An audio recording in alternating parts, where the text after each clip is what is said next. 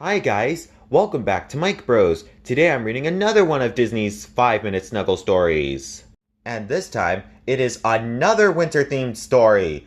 Dumbo! Dumbo's Snowy Day! Now, let's read. Dumbo was a very special elephant. With his huge ears, he could soar through the sky like a bird. Dumbo performed in a circus with his mother, Mrs. Jumbo. One chilly day, the circus animals were on their way to a new town, but their train, Casey Jr., was struggling to get through the falling snow. His wheels slid on the icy railroad tracks. Finally, Casey Jr. decided it was too dangerous to keep going.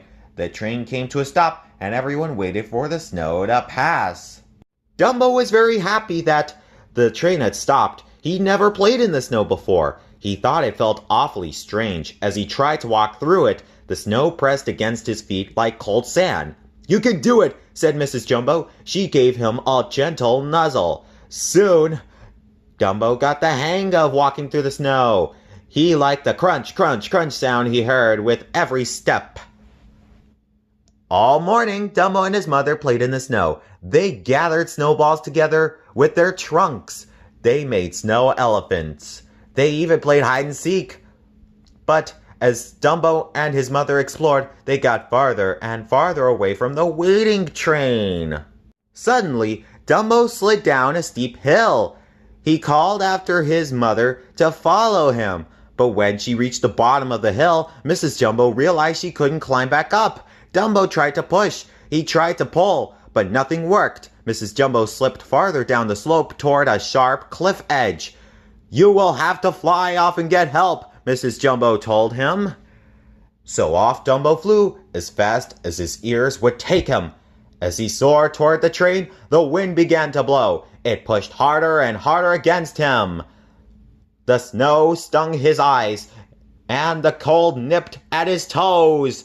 Finally, Dumbo's ears got so cold he couldn't fly. As he waited for the wind to pass, he worried about his mother.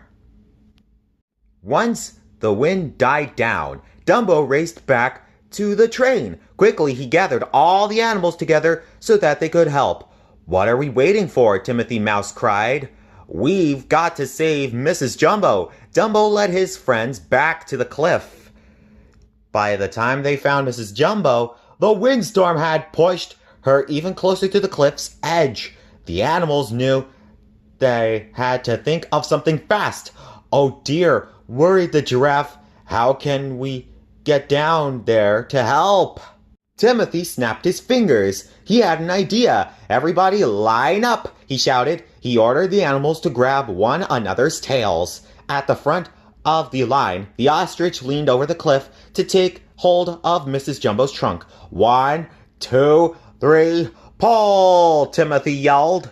The animals worked together, huffing and puffing, pulling and stretching, until Mrs. Jumbo made it safely to the top of the cliff. "Hooray!" everyone shouted. Suddenly, there was a loud crack. The cliff side gave away, and the animals tumbled down. "Watch out!" yelled Hippo. "Yikes!" cried the monkeys. "Uh-oh!" said the giraffe. "Help!" hollered the bear. All of the animals tumbled together and rolled down the hill. Before long, they had become a giant snowball. "How do you stop this thing?" Timmy shouted as they zoomed along. The snowball gathered speed until... crash! Bang! Boom! Oof! The animal snowball hit the bottom of the hill and broke apart. "Is everyone okay?" Timothy asked as he straightened his hat. Luckily, everyone was fine, just a little dizzy from their unexpected snow ride. All the animals began walking back to the train. Walking wasn't nearly as fast as riding a snowball, but it was a lot less scary. That night, Mrs. Jumbo gave Dumbo a warm bath. "Thank you for flying to find help today," Mrs. Jumbo said to her son. "I'm so proud of you." Dumbo smiled and blew a trunk full of water over his head. "Hey, don't forget about me," said Timothy. From his teacup bath, "I helped too." Mrs. Jumbo nodded. "You certainly did. Thank you. Aw, gee, said Timothy. It was nothing. Nothing at all. Then it was time for bed. Dumbo snuggled up against his mother, and Timothy nestled underneath Dumbo's ear. Good night, my darling, Mrs. Jumbo said softly. Sleep tight, said Timothy. Dumbo fell asleep right away. Tomorrow he and the circus animals would perform for hundreds of happy children in the new town. But for now, Dumbo was so glad to be warm and safe with his mother as the snow fell gently outside.